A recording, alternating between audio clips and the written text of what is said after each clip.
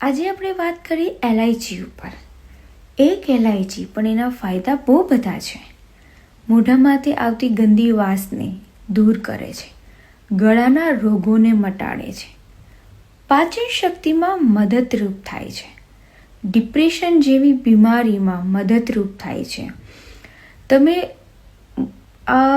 લાંબુ કામ કરી રહ્યા છો કે કોઈ પણ લાંબી જર્ની પર જઈ રહ્યા છો તો તમે ધૂમ્રપાન કરો કે કંઈ પણ કરો એની કરતાં તમે એલાયચી ખાઓ.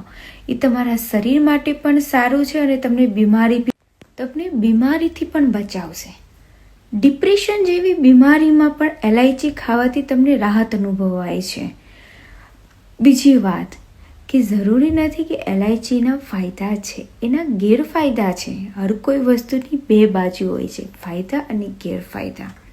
આ નાનકડો એવો વિડીયો છે ખાલી ફાયદાને લઈને. કાલે મારો વિડીયો આવશે એના ગેરફાયદાને લઈને અને એના ફાયદા અને ગેરફાયદાના આખો વ્યવસ્થિત વિડીયો બનાવીશ મારી યુટ્યુબ ચેનલમાં.